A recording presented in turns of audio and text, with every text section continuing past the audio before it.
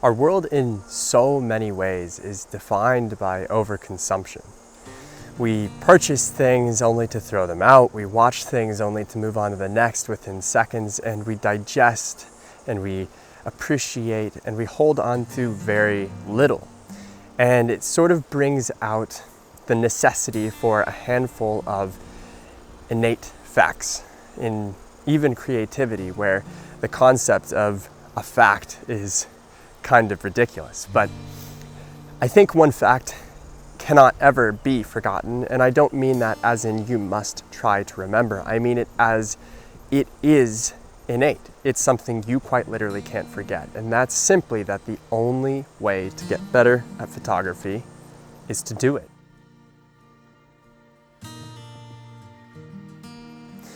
Now, in this world of overconsumption, we fall into this pitfall of looking for ways to make ourselves better without actually doing it, without actually going to get better. And I fall into this trap constantly. In this robust age of information, one I personally partake in readily on YouTube and exist on, it's so easy to go from one video to the next and to learn something amazing and something else amazing and something else amazing. And what do we do with that information? Well, we use it to motivate us towards the next video, and the next one, and the next one, and the next one. And in truth, we're just not going to learn a whole lot that way.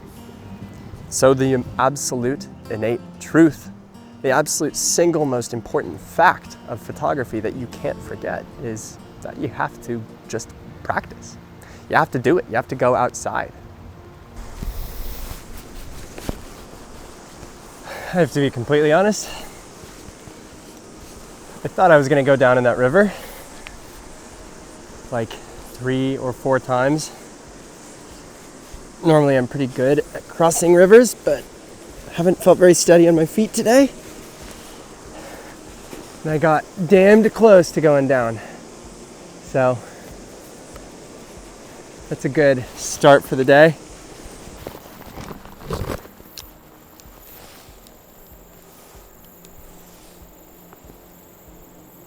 Now, I honestly wouldn't blame you if your first reaction to that is, well, yeah, obviously we have to practice to get better at something. And I get that. That's fair. It's true. It is obvious, but the actual means of doing it are not quite obvious, right? We have to understand that there's this bias towards endorphins, towards the fix that we get from watching things. And it's so much easier to seek out a quick fix than a long-term one, right? So think of every video you watch and almost everything you take in on the internet as like a Band-Aid. It gives you that little pump of endorphins. It tells you you feel better, you feel satisfied, you feel motivated. You've taken in information that you can now go apply. Hooray. But that fix isn't acknowledging the fact that you're not retaining nearly anything that you take in if you're not practicing it, if you're not practicing it regularly. So you have to start thinking, well, how do I get away from this short fix, from this Band-Aid, and go towards practice, which is more like the long-term solution? The answer is not so simple, but it's really an acknowledgement that each video you watch has diminishing value. So it's an opportunity then to write in a day on the calendar. This Saturday, I'm gonna go practice the astrophotography technique I learned in that video, shut the computer, go on with my day. This Sunday, I'm gonna head outside and I'm gonna work on center-weighted subject balancing. And I'm going to take 10 photos on Sunday because I think that's the best way for me to practice. You need to develop a sense of accountability, and this objective-based metric system, it really helps. It helps get you there, and it helps you stop relying on the quick fix that is the Band-Aid, that is the YouTube video.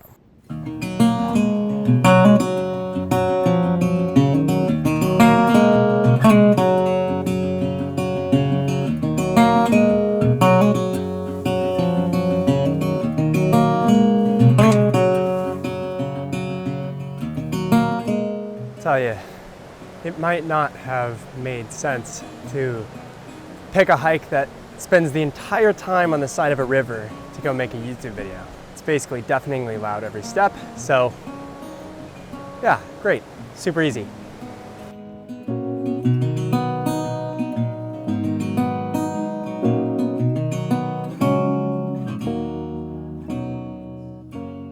Now, we also need to stay aware of who we are, because that influences what the accountability we're going to place on ourselves look like. That influences how we're going to structure our intentions. For one, if we are a professional or a hobbyist, that dictates how we consider our time and how we should fill it. As a hobbyist, even one with ambition, with the desire to have photography dominate your life, that time may be pulled in different directions. It may be pulled towards your professional career that is making you money. Your time may be pulled towards your family, towards your friends, whatever. If you're a hobbyist, that sort of self-awareness is important.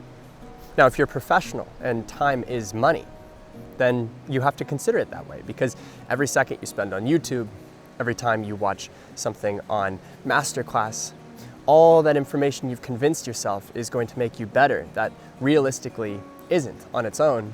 That time is money, and you need to be aware of how you're spending your money and how you're spending your time.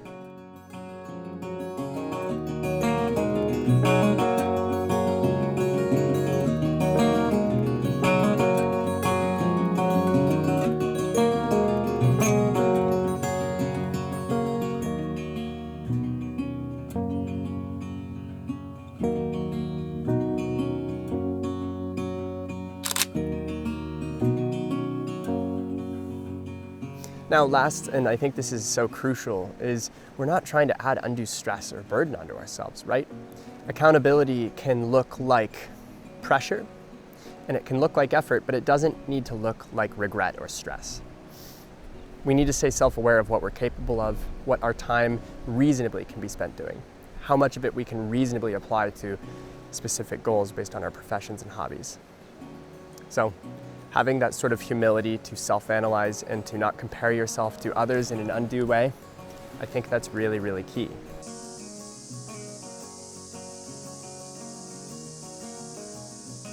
How do you all stay accountable? What do you do to maintain your intention and to ultimately progress rather than stagnate? I think we'd all benefit from knowing down below what your techniques are, because I don't have it figured out.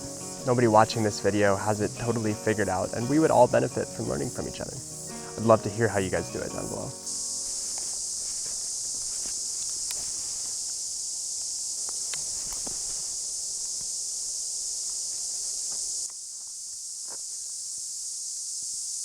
The light here is gorgeous. It's dappled and mimics the fluttering leaves. Late in the day, everything is warm and not too harsh. There's just so much potential here. Forest scenes are really complicated and not particularly my strong suit, so I'll see what I can do, but it's such a beautiful place.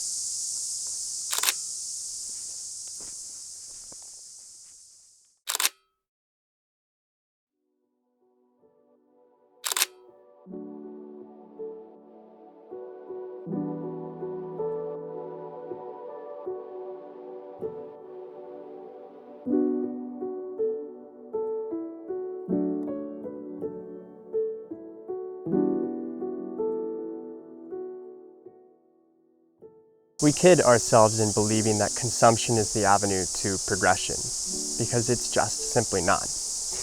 It can be a tool at times when there's a gap that needs to be filled, a consideration that needs to be made that we're not prepared to do alone. But to think that sitting down and consuming is how we ultimately find our finish line, how we ultimately become the creative that we want to be, it's false. If anything, it takes us backwards, and it gives us a false sense of security in our progression and in our effort to progress. We think that by watching, by consuming, by taking in, we're doing what we need to become better. And that's a little lie we tell ourselves. It's a bit of laziness. That's not meant to be shameful, but it's worth acknowledging. For so many years of my creativity, I've dealt with that same problem. How do I get better? Why am I so stuck? What is the wall I need to break down in order to become the person I want to be in terms of my art and my creativity? And I'd consume hundreds of hours of materials in books and YouTube videos and movies and so forth. And the more good photos I saw, the closer I felt like I was getting to that end goal. But the truth is, that wasn't true. When I made progress was when I bought tickets to another country, when I invested in a project that I really wanted to develop, when I learned hobbies that would take me to the places that inspired me most. Ultimately, what makes me most effective at learning is investing in the kinds of places I ultimately want my photos to encompass. That's what's so challenging, is there's no shortcut. And YouTube, as that little Band-Aid, as that quick endorphin fix, feels like the shortcut to progression, but it's not. It's just more consumption. Now again, the big asterisk is there's a time and a place. These videos are useful, and I still use YouTube religiously. And if you guys are watching my videos, go ahead and binge all of them in a row, because I love the engagement. But you need to moderate. You need to consider how far you should go on a given day, and slow down, shut the laptop, stop yourself.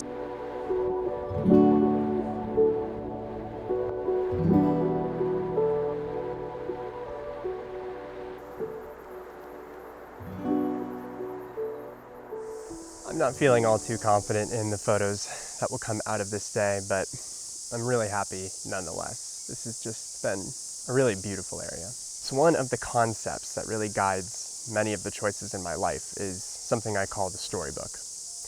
When I'm older, 70s, 80s, and my grandchildren are sitting around, or my friends or my family, whatever it may be, what are the stories I have to tell?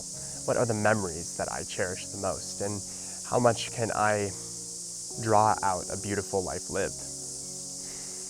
Now, fundamentally, talking about doing rather than consuming, you're talking about adding to your storybook rather than pulling from somebody else's. And I think the more we invest in ourselves, the inherent value is always going to be greater.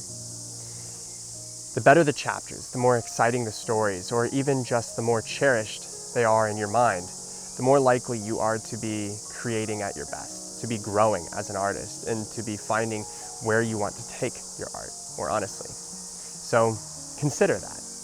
Do you want to be adding chapters to your storybook, or absorbing other people's?